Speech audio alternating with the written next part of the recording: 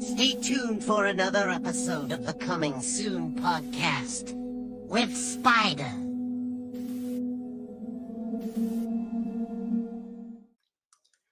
Hello, everybody. Spider here, the Coming Soon podcast. Of course, being joined by Plymouth Paul. Man, that can't be your birth name, right? Or is it? No, not the birth name.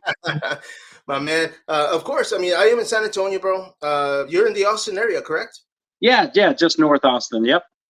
And of course, man, I mean, I did get to meet you guys. This was last weekend, of course, at the Cult Classic Convention. This was in Bastrop.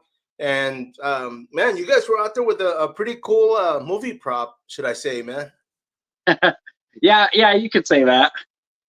And of course, man, I mean, before we get into all that, as far as horror, man, I mean, when did it start for you? Man, I kind of got into the game kind of late. Like, I know a lot of people talk about, like, oh, 6 years old, I watched Halloween and, stuff like that. But no, I kind of didn't get into the horror stuff till kind of later. I mean, I rented, like, Attack of the Killer Tomatoes on beta tape and stuff, like, in the 80s, not really knowing what I was watching. And I think I saw the first Predator movie when I was, like, 8 or 9, and the carcass in the tree kind of freaked me out. But yeah, I didn't really get into like the Evil Dead and like the real, horror stuff till probably almost like 20, like 19 or 20. I joined the Army and had some friends that were into horror, and I was like, let's check this out, and just kind of got hooked. Nice, man. No, of course, man, because you were out there with this thing of beauty, man. I'm gonna put the photo up real quick. Wrong photo, of course, but still a thing of beauty. But you were there with this great hunk of junk, bro. I mean, tell us about this beautiful vehicle, man. So that there is a 1973 Oldsmobile Delta 88 four-door hardtop. And I believe they called that the Spring Special Package with the trim down the side of it. But it's a direct clone or tribute car to Sam Raimi's car that he used in all of his films. The Evil Dead, Spider-Man, it was Uncle Ben's car, Drag Me to Hell. There's even rumor that in the Oz, the Great and the Powerful, engine parts were on a shelf in the background. And The Quick and the Dead, it's a Western, so where are you going to stick the car? Apparently he stuck the rolling chassis like underneath one of the wagons just to say to say his car was in the movie he directed. So I picked up that car, found it in Dallas. Overall, was a pretty good car. Engine was a mess. The body was in fairly good shape. The interior's flawless in it. But it was the wrong color. So the first convention I had it to was Texas Frightmare 2019. And I had 2.5 months to prep that car to make it the right color for the convention. So ripped the engine out of it and stripped the whole thing. All the body parts came off, panels, sanded it, 2K primered it, got it to a body shop. They threw the paint on it in a paint booth, and then I reassembled the whole car. It was a mad dash to get it together. Even the body panels now are still a little off, but nothing really rubs. Everything fits just fine. So, but yeah, Bruce Campbell, Sam Raimi, Ted Raimi were at that event, and that was my major push to get it there. Was I'd love to have them come check out the car, sign the trunk lid, and I just kind of wanted to show fans. And they had an Evil Dead party at that convention, but just really wanted to show fans like, hey, come check out this car. But secretly for me, it was like, hey, the real heroes of the show are going to be there. I'd like them to see what I built. So I ended up getting the 3 of them to sign the trunk lid at different points during the convention. But the highlight was Sam Raimi himself on Sunday, right before he did his panel, came down. I had my back turned. It was Sunday, like 4:30, and I'm just loading, ready to get out of there after 3 days of convention. And I hear behind me, hey, I'm Sam. And I'm like, what? Nice, and so he came down. Yeah, he put his blessing on it. Man, this is a beautiful car. And I was just shocked. I was like, can I get your picture with the car, man? So that was the hard push to get into that convention. And then it's just kind of been sitting in my house for 5 years until I met you guys last weekend. No, for sure, man. And of course, earlier, man, I said beautiful chunk of metal, man. And I did say that out of respect because I love old vehicles, bro. Like I've had, 67 for Fairlane. I've had a 67 Impala at one time. And Nice. you gotta love them, dude. I mean, I will say this, the whole experience. I mean, you allowed us to get in the vehicle, man, which I didn't think we were going to be able to do. So that was a perk. I was like, oh man, but getting in there, like you could feel it, man. You could feel that. It's an armored trunk, man. Those Yeah, vehicles. absolutely. Yeah, absolutely.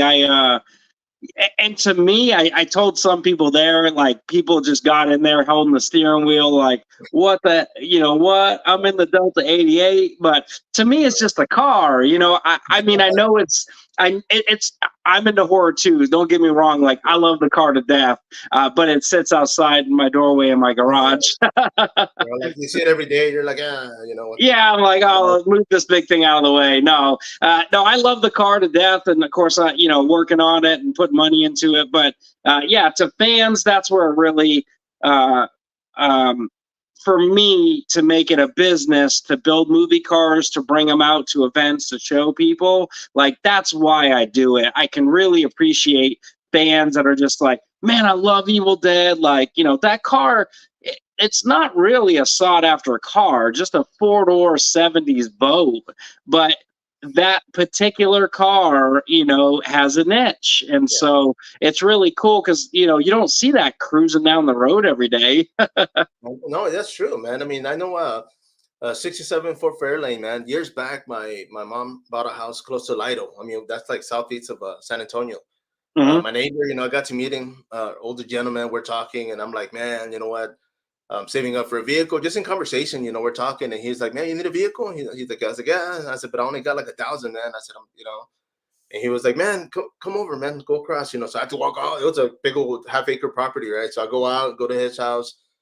He's like, yeah, follow me, man. We go to the back. It's like a big old 4-car shed, man. And he's like, man, hold on. He opens the door, and bro, I kid you not, dude, it was like a museum, bro. He had a freaking Impala 60s. He had the Fairlane. He had a Cadillac Eldorado. I mean, he had like all these like 6 vehicles, bro, like just lined up. And I'm like, damn, man. And he's like, yeah. And I said, they run. And he's like, all of them run, man. Wow. And he says, I tell you what, man. He said, whichever one you want, I'm gonna let you have for $1,000, That's bro. killer. I was like, seriously? He's like, yeah, man. So I'm like back and forth, man. I was like, damn. And I was stuck between the Impala and the Fort Fairlane. And I was like, you know what? I'm gonna pick the Fort Fairlane, man. And so sure enough, I gave him the money. He gave me the title right there and then, signed it. Drove it Dang. over to my house, and I was just like, bro, like, man, I felt like Batman, bro. I ain't gonna lie, that thing was huge, man. They had like big old, but I kept it a few years, man, until this accident happened, man. My neighbor's tree fell on it, bro.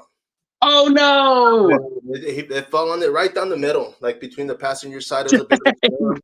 And I was like, I go outside and I'm like, dude, like it literally just freaking crashed. The windows blew out. Um, Yeah. so I was like, man, I couldn't afford, I had minimal insurance, so it wasn't like, it was an older car, so I didn't have like full coverage. And Yeah, same. so, Yeah. luckily for me, I mean, it's not luck because I wish I would have kept the vehicle, but guy down the street that I knew was like into car clubs, and he was like, man, if you want, I'll give you 1,000 for it the way it is, And I was like, man, I said, you know what, dude? I said, go for it, man. And he took it and he repaired it, man. He took part. I mean, he took him a while, but man, after like a year, I see him driving, and I'm like, damn, he just like restored the whole thing, bro. That's awesome. But Yeah, he had the money. yeah, that's what it is. Money and time. I mean, if you've got money and time, you can put anything back on the road. No, for sure, man. But yeah, man. But of course, vehicles, man. This isn't the only one that you have, correct? No, I've got five cars right now. I mean, I was up to like 7 or 10 at one point. It was getting kind of crazy around here, so I've definitely thinned the herd a bunch. But kind of focusing on the movie cars, I got rid of some stuff that wasn't technically a movie car. But I've got, of course, the Evil Dead car, the classic. Up next, I've got the Blues Brothers car, the Bluesmobile, and so that's a 1974 Dodge Monaco, and that car is pretty cool because in the Blues Brothers, it's a retired police car that they're driving around in, and back in the 70s, 80s, the VIN numbers actually denoted if it was a luxury car, if it was a police car, if it was a taxi. And so this car I have actually has a K in the VIN number, which stood for police package. Oh, And wow. so it was the only thing that I've seen on it that it looks to be a police car, because the colors are all wrong. It's got the two holes in each one of the trunk lids, like where it would have had the dual antennas sticking out of it. And then the windshield's missing out of it, but I was scraping down the side and I popped some silicone out and I found the hole where the spotlight would have been, on the door.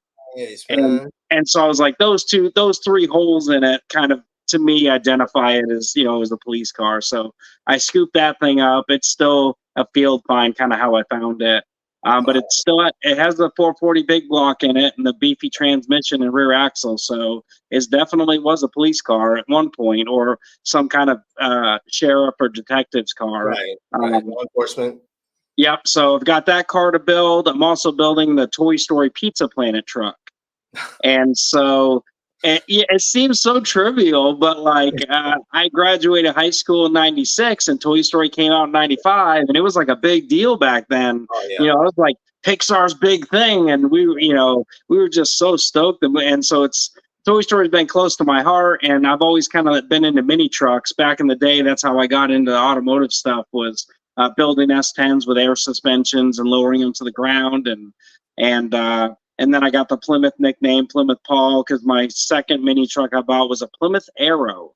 It's a 1980, and it's basically a Mitsubishi Mighty Max rebadged for Dodge and Plymouth back in the day. The Chevy Love came out, and Chevy had the little mini truck. Well, Dodge and Plymouth didn't have a mini truck to compete with the Ford Courier or the Chevy Love. And so they basically bought the Mighty Max from Japan and then threw Dodge D50 or Plymouth Arrow badges on it from 78 to 82. And then that line kind of carried on a little further. But mine was a 1980, and it was full airbag, chop top, full custom. It was a cool little truck to build, and that's how I got into working on cars. And so yeah, back to this Pizza Planet truck. I'm super stoked because it's I sold all my mini trucks, and I still go to a lot of car shows and truck shows that are mini truck oriented, and I haven't had a car to bring. So I've already started on the Pizza Planet truck with a full air suspension in the front of it. I've already cut and Z'd the frame to raise the cross member, so when it airs out, the engine will clear the ground. Like, there's just so much little stuff you got to do. But it's going to be painted the crappy yellow paint job with the camper shell. There's a guy that is building the rockets for the roof. So you got the light up rocket that says Pizza Planet. Just a few of the iconic things, but I try to build all my movie cars as accurate as possible. There's a lot of people for the Pizza Planet. If you put a rocket on it and it's yellow, they're calling it a Pizza Planet truck. Yeah. But in the movie Toy Story 2, they actually open the glove box and they have a manual. And the manual says it's a 1978. They can't say Toyota. Yeah. Although it clearly looks like a Toyota. Yeah. They say 1978 Gyozo, and there's a little picture of the truck on it. In Japan, 1978 was the first year for a single headlight. However, 78 in America still had dual headlights, so it had 4 headlights. Right. So 79 in America was the first year for the single headlight, like the Toy Story truck. So my truck is a 79, which would be the closest you could be to the 78, the movie references. But I'm going as far, all the old Toyotas say Toyota across a taillight or tailgate in the big letters. And of course, Pizza Planet just says yo in the center because they removed the TO on this side and then the TA. So I've gone in and taken a grinder, cut out the letters that shouldn't be there and welded in filler plates, and I'll do the body work. So the only letters that will be back there are the Y and the O. It's those little touches that I try to do to these cars that, like, just making it as accurate as possible. I feel like, especially as trying to promote or have a business to bring these cars out there, like I like pointing out small details like this to people, and like, hey, it's the subtle things that people don't notice, but it's fun to kind of put my heart and soul into building each one of these. I mean, I go as far as taking pictures of them in the movie and saving the photos and then matching them up, and well, there's a black spot here, the gas door's been relocated, let's move that. And so yeah, they're pretty fun. So that's car number 3, and then car number 4 is Christine. So this car is I think I'm going to try to get this car. It won't be finished. I just want to get it assembled and maybe even spray bomb it red and white. No motor, no trans, no interior, just assembled, just to have it on display. But want to maybe try to bring this out to Cult Classic next year. Right. So I've got the body. It's just these cars are notorious for rusting out. All the late 50s, 60s Mopar stuff was just rust. But even the Dodge Monaco Bluesmobile, the floors are gone in it. I mean, it's just the quality of the metal back then, or they weren't protecting the metal. Right. And there's actually some design flaws in how they built the 58 Plymouth Christine. They never had inner fenders. So when you're driving, if you have an inner fender, the water just stays in there. Well, Christine's got these like big old eyebrows above the headlight, and while you're driving, you're throwing all the water off the tire up underneath the headlights, and it just sits up there. So most of these cars, even after 4 years, we're having to go back to dealerships and get replacement sheet metal because the eyebrows were all wore out on the fenders. Man, you see, and I've had an El Camino like that too, man. And I think, but when this one, I think it was more because it came from Corpus. So the salt water, the salt water down there. The whole floor was gone, man. I had like a big old sheet of metal, But, I drove it for a while, but I ended up getting rid of it, man. It was a death trap. Yeah, you're doing the Fred Flintstone while going down the road. Man. I'm like, I gotta hit the brakes. Foot goes out. It was a vehicle, but it's just, I went with the pickup truck afterwards. I said, man, if I'm gonna drive around with a bed, might as well make it a pickup truck, right? Yeah, for sure. Yeah, man. But of course, bro. I mean, Cult Classic. I mean, one of my questions was if it was the first time you had been there. No, you went back in 2019, correct? No, 2019 was Texas Frightmare. That's up in Dallas. Oh, okay. So yeah, that was my first convention with the Evil Dead car. Yeah.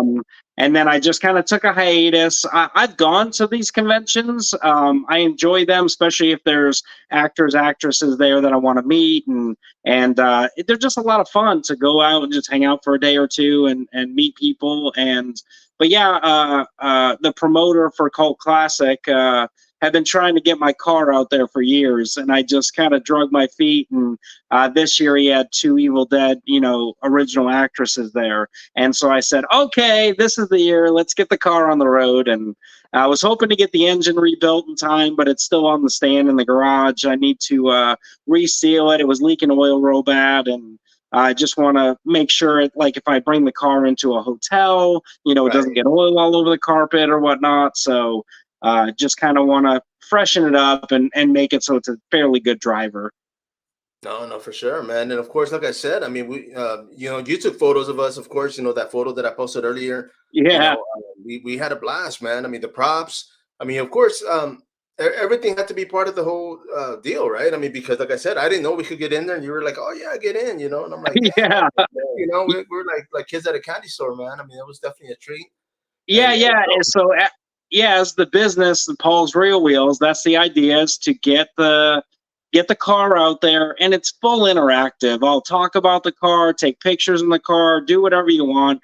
It's really, try to do it at an affordable price. Kids get in there, kind of get more people into the hobby of, not just even horror stuff, but just props all together. And like, the more you talk about the Blues Brothers car, the more you're kind of keeping it alive, the movie alive and stuff like that. But yeah, the props, I've got like those Ashy Slashy puppets from Ash versus Evil Dead.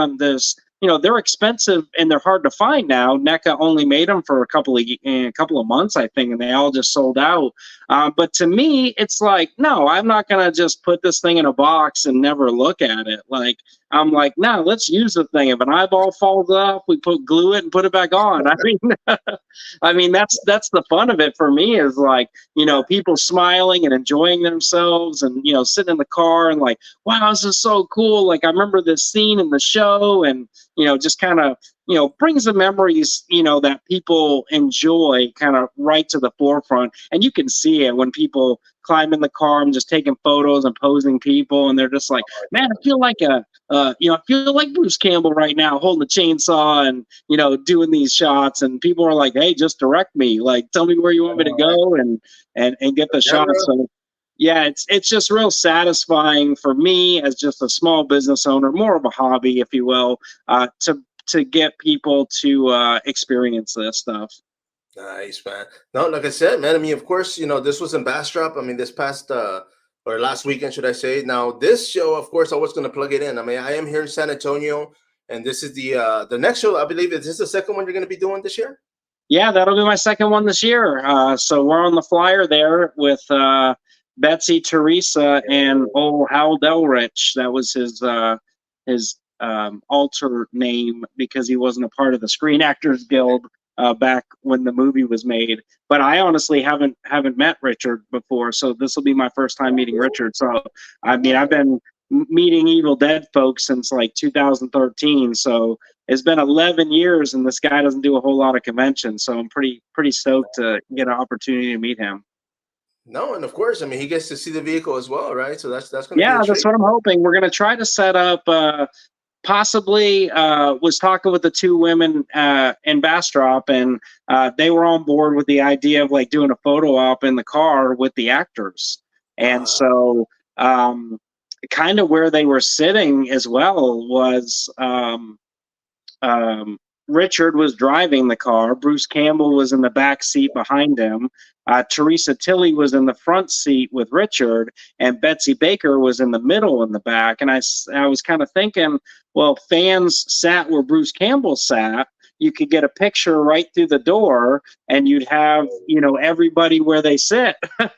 So it would, because in the first movie, the Evil Dead one, they just travel to the cabin in the car, and then that's it. And there's no more real interaction with the car. But talking to Teresa and Betsy, they just had a lot of good things, and they probably spent a couple of weeks shooting, scenes in the car, and so yeah, they had a lot of great memories with the car. And so we're gonna try for this convention in San Antonio, maybe try to set something up like that. But I've got to work with their production company. We've got to get a professional photographer. So maybe like 2 times a day at like 10 and 3. The actors can get in the car, and then if people want that package to pay for, we'd have a line. That way I don't hold them up from signing autographs. It's just hey, at 10 o'clock, here's the line, let's get people in and get photos, and then we'll do the same thing at 3 o'clock. But I'm still working on that. That is definitely not a something that's Not yet. Necessarily going to happen, but it's something I would enjoy for the fans to actually be in the Delta 88 with 3 of the original cast members. I mean, this movie's almost 50 years old. Like, it's really kind of crazy. And of course, Evil Dead fans are just like, you're either all in or all out. So I know, man. And I mean, one of the things with Campo, I mean, he's been here in San Antonio before. More of a theater presence, on stage. But yeah, that would have been sweet, man. If he would have been able to lock him in, man. Oh man, that would have been. Oh yeah. But yeah, I mean, it's hard to get them all to a show. I've rarely seen everybody at one show. I know Bruce Campbell in 2015, he did up in Chicago, which most of them are from the Michigan area. But he did a show up there, Bruce Campbell Con, and or Bruce Campbell Horror Convention. And yeah, he had Richard wasn't there, but the 3 women of the Evil Dead were there, and then he also had three or four members from Evil Dead 2 there. Ted and Cassie and a couple other people. But so I actually flew up to that convention just to meet everybody and get their autographs. I was like, you're not getting like this many people together at the same time. They even had the prop builder Tom Sullivan there, and he made the original Necronomicon. So that was pretty awesome to hit that up. But no, I support all these local conventions. These are great. They're a affordable way for people to get out and meet these people. I mean, it's the conventions really are great opportunity for us as fans and to interact with them. I mean, the two Betsy and Teresa, nicest ladies. I mean, I can't say how great they were to interact with, at Bastrop. So yeah, I look forward to this convention coming up in May. One of the things, especially when going to conventions for myself, because I get to interview. I didn't get to interview anybody that day, but like when I can, I always get in conversation. It's not so much of a Q&A, but I mean, I would have like 5 questions set up, and between those questions, we get into a conversation about behind the scenes, stuff that nobody knows about, and they're like, "Oh, man, I never really told anybody this before, but this happened," and I'm like, "Oh man, like okay, cool, man, like." But I mean, did they happen to tell you any stories, man, where they were out there? Yeah, they did. I talked with Teresa. Well, actually, I talked with Betsy first, got her autograph, and then I asked her stuff about the car, and she was like, "Yeah, Teresa's got a photo with the car, and I think it was Teresa and Bruce Campbell."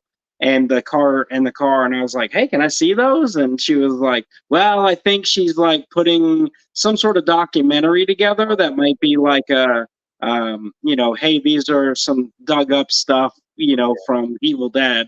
And so I went from Betsy's table over to Teresa, and she just pulled out her phone. "Hey, check it out." And I was like, "Can I take a picture of that?" So she let me take a little picture off of her phone, but she had 2 photos. The Delta's not so prevalent because everybody's standing around it, but it's still just super cool to see all them relaxed in their element, kind of before the hell hit the fan, if you will. I mean, it's yeah, they went through a lot to film that first movie. For sure, man. I know it's a story within itself, man. But yeah, I mean, of course, this event.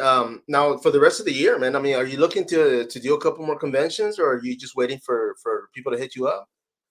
Yeah, either or. I do start to think about it. I do need to.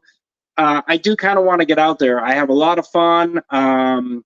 So yeah, I'm going to start looking at other conventions, maybe Texas, Louisiana, and try to look around here. I've got my own car trailer and truck, and getting the cars around isn't really that big of a deal for me.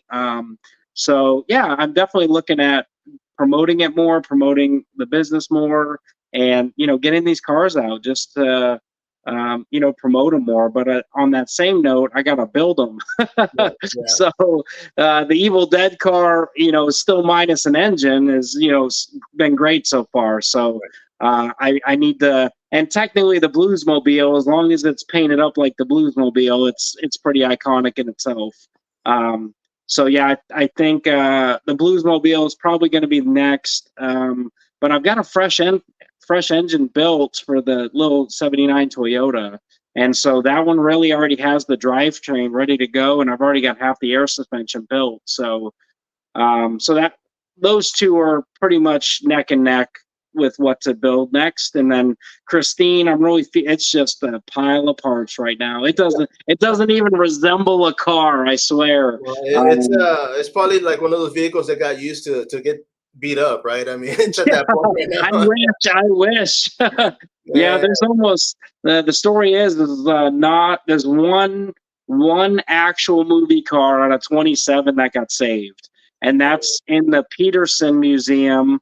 That's Martin Sanchez's car, and he has a documentation. He went to the junkyard after filming, bought that car body along with a bunch of parts and pieces from other cars, and then he built his flawless. Now it's in the Peterson Museum. there's a lot of other clones running around that just look amazing as well. And some of them, I've actually got several trim pieces from Martin that he signed, stating it was from one of the Christine, from the Christine junkyard. So I'm gonna throw these. It's like taillights, trim pieces, stuff like that. So I'm gonna throw those on my Christine because then it makes it more real. Oh yeah, I think that's Give a little horror to it. Yeah, because I mean, and one of the things, I mean, you mentioned earlier, because of course, when you had the Evil Dead vehicle, you said the paint wasn't right when you first took it out. Were there any like diehard fans that pointed that out? I mean, did anybody say anything about that? No. And see, that's the thing I look for is, I did have a couple people like, hey, what's under the hood? And I'm like, nothing. But no, I look for that. And there are some super fans out there that, attention to detail. I did mention to Teresa and Betsy, they came out to take photos with the car. And I mentioned to Teresa, hey, the seats are not accurate. They should be all white instead of blue and white. And she said, yeah, I thought it was awfully dark inside the car. And I was like, yeah, I did replace the headliner and the sail panel and the back deck lid. They were all the dark blue to match the dark blue seats. So I've already replaced those to white. And now I'm just having a hard time. That interior is in immaculate condition, and I want to make it right because that's the kind of car I want to have. Right. So I'm actually going to look out into the Oldsmobile community and see if I can get somebody to trade me seats. That way I can just take some beat up seats and reupholster them all white. And then somebody can use this 9 out of 10 seats and interior in their car. Cause I mean, it's 51-year-old interior, not a single tear in it. The foam is amazing.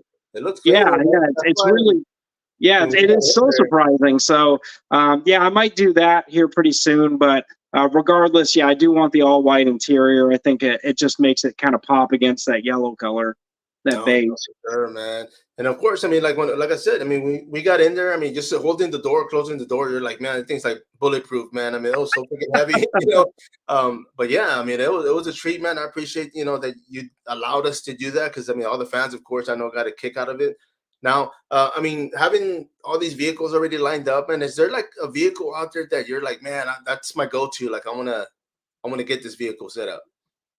You say that, so I would love to have an Ecto 1 Ghostbuster car. Ooh, man, that is it is such a hard car. It's number one, it's a 59 Cadillac, so that's already a pretty sought after car. But on top of a 59 Cadillac, it's a hearse. And not only is it a hearse, it's like the Miller meter. And there was like a couple different hearse companies back then. And they're saying there's only like maybe 100 of those cars that ever even survived. Oh, and man. So to even see the correct one in person is like, it's pretty hard. There's not, I'd probably say there's a handful of Ectos that are actually built like the correct way out there. I would love to get my hands on one, but it's really, I almost had an opportunity. I mean, the thing was like $20,000, and I think from like the door handles down were gone, like completely rusted, gone. And I just had a hard time like trying to pull the trigger on something that needs everything. But that would be a great car to have. I do have a 57 Plymouth wagon, and it's blue and white, and I have had a few people call it Ecto or Ghostbuster car when I cruise around in it. So that's car number 5. That's not really a movie car, but the Ecto would be up there. The 18 van, I had an opportunity to buy an 18 van and I passed. I just didn't have the funds. And really, I've got the 3 other cars. They all need attention. And that's kind of why I've thinned the herd so much, because I'm like, man, I'm going to be like 70 and still not have any of this stuff built. You really got to, my attention deficit disorder is like, hey, let's buy all these cars. These are all super cool. And then all the cars and parts just start stacking up and you're like, okay, now I need to work on them. Put them together. Yeah. They're not gonna. Well, Christine should do it herself, but Yeah, none of the other technically. cars will do it themselves. Man, let me ask you. I mean, would there ever be a case where, say, you have this vehicle set up and ready to go, and somebody has an ecto, and they're like, "Hey, I'm willing to trade." I mean, would something like I'd that? probably trade. I mean, I for me, honestly, I enjoy building the cars. Like I enjoy dragging something out of the woods that was technically trash and getting it back on the road, welding up the floor pans, putting in a drivetrain that works, and the first time you get in there, similar to you even climbing behind the wheel, saying like, "Oh, look how like to get in there and start it and drive it," and you're like, I'm like, I did all the brakes, new brake lines, new cylinders, like wheel cylinders, everything. And then to the suspension, the ball joints, the tie rods, cleaned out the entire fuel system. Just all the things you got to do. A lot of people are like, oh, drag out a car and just to get it on the road is not a big deal, but you know rubber parts go bad after 15, 20 years. All the rubber's bad. You can't add the rust. You can't trust any of the brake lines. So it's just, to me, to put in that time, effort, and money to build something. I don't want to say I don't sell stuff very often, but most of the stuff that I buy, I hang on to, because once I build it, I'm like, I know that it's done right. I don't want to say right, but I know how I built it, and Right. and I know if something breaks, I know how to fix it. But yeah, if somebody wanted to trade, I would consider it, just because depends on what it is. Right. And at the time, and obviously you could see like how rare something is. But yeah, if my collection did get, I had 7 or 8 cars or something, and somebody wanted to trade me a different movie car, I'd probably give it a shot. Nice, man. I like that, man. Because of course, I mean, like you said, I mean, a vehicle you might have parked in your front yard for 5 years. It's somebody else's treasure. They're like, man, I've Yeah, been looking for this absolutely. vehicle, and I'm like, dude, it's right here. you know, Yeah. And but that that's was the funny thing too, is a lot of people don't know exactly what a movie car is. I could drive around and be like, "Hey, that was the family truckster, from Christmas Vacation with all the crazy extra taillights and headlights." But a lot of people just see the car, and I'm like, I see what it can turn into. Yeah, you see, and I will say this, man, because even like with my vehicles, I mean, I've had plenty of vehicles, man. I was a postal employee for 15 years, and at one Nice. point, I was buying like I had a '67. What was it? Monte Carlo. I had a Uh Cutlass huh. Supreme. I mean, I was finding all these vehicles for $400, $500, man, running. And so I'm just buying No. them, and I have like 6, 7 vehicles in my front yard. Everybody thought I was having a car sale, but the one that I am looking for, man, and I mean, I didn't retire as a postal employee. I left 6 years ago. But my dream vehicle, something that I'd want personally, it's an old postal Jeep. Oh, cool. And I see them out there, and I've been so close to pulling the trigger on a few, and them running, they're out there. It's just Hmm. the care, having to go in there and, like you said, check the lines, check the power lines, make sure everything's. But I still see them, and a lot of the bodies are there. I mean, the titles are always gone. Nobody has them. It's just, Oh, so yeah. I mean, the titles from the post office, they're not yeah, gonna. yeah. I think it's a bill of sale, which is good. I mean, you can still go and get it, but yeah, man, that would be my vehicle, man. That's something that I want to buy for myself and drive around like whenever, but Yeah, for sure. that'd be Yeah, pretty that's cool. super cool. Right hand drive and everything. Yeah, yeah. You see, and I actually got to drive. It wasn't the older vehicles that I got to drive, but the postal vehicles, man, on the right side. I mean, freaking blew my mind when I first had to do that. But you get used to it. But man, I mean, of course, like I said, dude. I mean, this is you right here, man. And when it comes to contact, I mean, where can people contact you at? Yeah, Plymouth Paul's, right there, Paul's Real Wheels. I've got the Instagram page up and running, and about to start a YouTube page. And the YouTube page will have some content on more specific things with the cars. I'd like to put up some content of how I build the cars, how to work on them. Kind of in depth, a little bit more, where I can show images of, hey, this is in the movie. Like say the Blues Brothers, for instance, the gas door it's on the underneath the trunk lid, and you flip a little like kind of trap door open and the gas door is underneath it.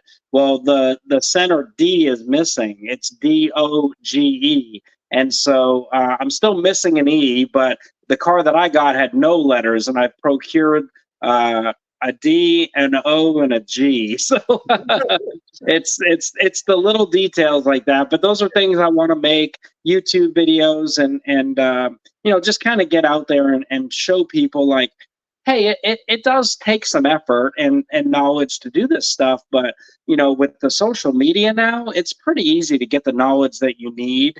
You just gotta not be afraid. Just dive into it, start working on it, and you'll really be surprised that how far you can get with the information that's available nowadays to build stuff. So yeah, I'd like to put out some more content that's events that I'll be going to, my personal cars in collection, and right up there with how I build them and how I put them together and stuff like that, and cruise them around.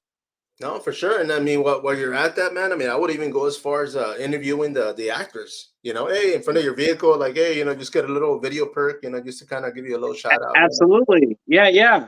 That kind of content. You're right. That's what the people want to see. Oh yeah, man. Believe me, bro. And a lot of the times, I mean, when I'm out there at conventions, and I'm pretty. I've been starstruck a few times. Last year there was a Killer Clowns convention, man, and I took my kids, and they grew up watching it just like I did, man. And I know, with Grant and Snyder, it was just freaking unreal, man. But I enjoyed it. That's awesome. The Evil Dead one that's coming up, with you guys, that's going to be iconic, man. I'm looking forward to that as well. And man, I appreciate you, man. Thank you for jumping on this. Like I said, you are going to be here in San Antonio. This is going to be for the Necronomicon, of course, and it's going to be in May, bro. So we still got some time. Yes. What can people expect, man? I mean, when they come out here to the show?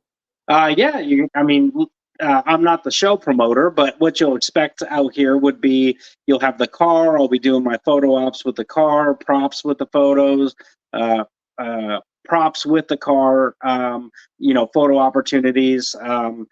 And then we'll have the 3 actors that are going to be there, and they should be doing photo ops along with autographs. And it's kind of a meet and greet when you get an autograph. You usually get 5 or 10 minutes to talk with them if you've got some questions. And everybody I've met so far has just been so polite, so nice. And I feel like some of them are surprised that people are still excited about this movie they filmed in the woods 50 years ago. No, that's good, man. I mean, it became iconic, man. So it's one of those that people enjoy and still enjoy going back to, Yeah, absolutely. My man. Well, I do appreciate you, bro. Thank you for jumping on this. Plymouth Ball, everybody, of course, make sure to follow the guy. YouTube channel's not up yet, of course. Yeah, it's not up yet. I'm going to build some content. That way I can get it loaded and, kind of start off fresh and have some videos for people to check out. Not a problem, man. Don't hang up yet, bro. Everybody out there, of course, once again, this is Spider, the Coming Soon podcast. So next time.